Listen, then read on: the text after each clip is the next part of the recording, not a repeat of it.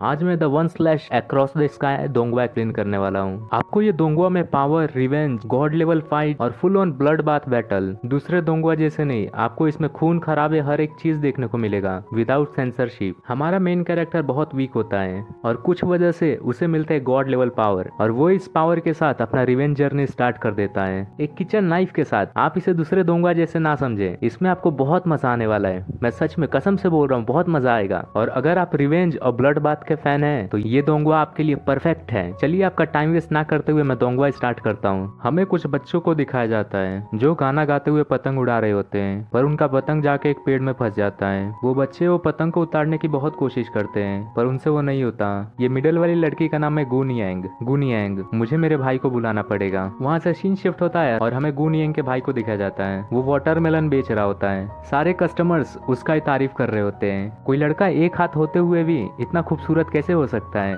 और उसके knife skill का भी तारीफ कर रहे होते हैं। इसके लिए कितना मुश्किल भरा होगा। इसके पेरेंट्स जब ये बच्चा था तभी मारे गए। वो उसके नाइफ स्किल देखने के लिए एक दूसरे से झगड़ा भी करने लगते हैं, पर वो एक वाटरमेलन से रोज कार्फ करके चला जाता है। वो अपनी बहन का मदद करता है पतंग उतारने में। ये पूरे गांव में सबसे हैंडसम गुएन ही है और इसको क्लाइंब करना भी बहुत पसंद है। इसकी क्लाइंबिंग स्किल भी गांव वालों से सबसे अच्छे हैं। सारे बच्चे उसको चेयर कर रहे होते हैं। आखिरकार वो पतंग के पास पहुंचता है, पर तभी उसको कल्टीवेटर्स दिखते हैं। वो कल्टीवेटर्स को देख ही रहा होता है, पर उसी समय वो जो डाली पे बैठा हुआ था वो टूट जाता है, जिसकी वजह से वो नीचे गिरने लगता है। एक लेडी कल्टीवेटर उसे बचा लेती है। उसे बचाने के बाद वो वहां से चली जाती है। गुएन अपनी बहन का हाथ पकड़कर गांव की तरफ जाने लगता है। इस बार मुझे कुछ भी करके ये टेस्ट पास करना ही होगा।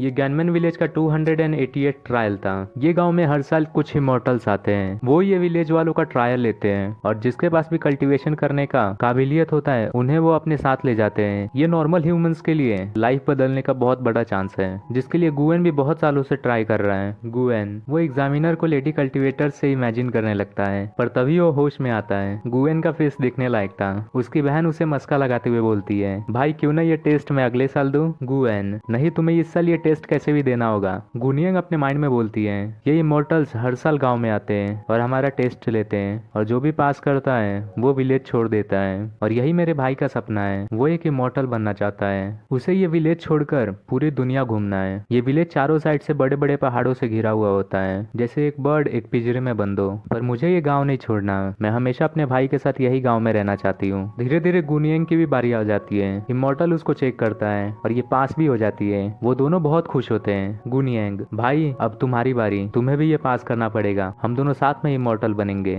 एग्जामिनर एटीट्यूड में बोलता है, तुम इस बार भी आ गए। एग्जामिनर उसे चेक करने लगता है। वो एग्जामिनर गुएन को एक लात मारता है। इस बार भी तू फेल हो गया, क्यों ना तू हार मान ले। गुनियांग और एग्जामिनर से झगड़ा करने जाने लगती है, पर उसका भाई उसे रोक लेता है, पर तभी भी वो उसे गाली देने लगती है। गुएन, एग्जामिनर प्लीज इसे माफ कर दीजिए, ये सिर्फ एक छोटी सी बच्ची है, मैं इसे समझा दूंगा। पर वो एग्जामिनर गुएन का कुछ नहीं सुनता और उनपे वो अटैक करने ही वाला होता है, पर तभी वहाँ एक और इमॉर्टल आ जाता है। वो आते ही एग्जामिनर को मार के दूर फेंक देता है। वो एग्जामिनर खड़ा होकर वहाँ से गुस्से में निकलता है, ये कौन बेवकूफ ने मुझे मारा? दूसरा इमॉर्टल, अरे मुझे माफ करना, मैं अपना एक नया बियोशी शॉट ट्राई कर रहा था, उस पर मेरा स्पीड कंट्रोल ही नहीं हुआ और मैं तुमसे आके टकरा गया। वो एग्जामिनर जैसे ही दूसरे इमॉर्टल को देखता है वैसे ही वो अपने कदमों में फिसलते हुए उसके पैरों पे गिर जाता है। अंकल मास्टरली, मुझे माफ कर दीजिए। ये दूसरे इमॉर्टल को हम लोग अभी के लिए ली बोलेंगे। ली, पर क्या तुम ठीक हो? एग्जामिनर, मास्टरली आप इसका टेंशन मत लीजिए, इसमें आपकी कोई गलती नहीं है, मैं ही गलत जगह पे खड़ा था। आप मुझे मार भी दो तो उसमें भी आपकी गलती नहीं होगी। आपने तो सिर्फ मेरे छाती के 2-3 हड्डी तोड़ दिया है, मुझे तो थैंक यू बोलना चाहिए आपको।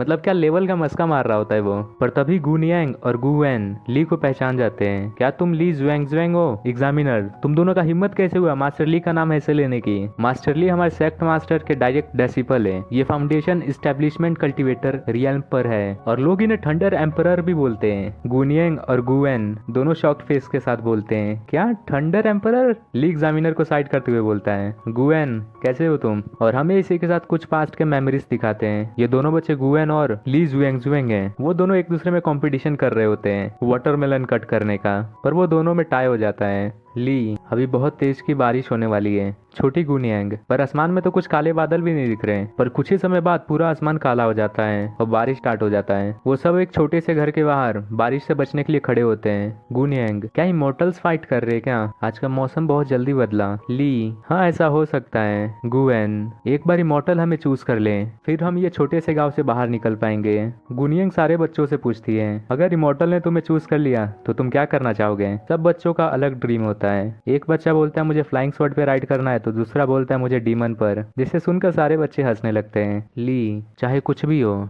मैं सिर्फ चाहता हूँ हम सब अपनी जिंदगी अच्छे से जिए। गुनिंग, मैं तो सिर्फ चाहती हूँ कि मैं अपने भाई के साथ हमेशा रहूँ। गुएन, मैं ये छोटे से विलेज में रहने के लिए पैदा नहीं हुआ, मैं एक इमोर्टल बनूंगा और ये जगह छोड़ दूंगा। पर तभी उनके ऊपर एक बड़ी सी बिजली गिरती है, जिसकी वजह से सारे बच्चे दूर जाके गिरते हैं। पर तभी गुएन देखता है कि ली ये बिजलियों के साथ ऊपर फ्लोट कर रहा होता है। ये सीन इपिक था।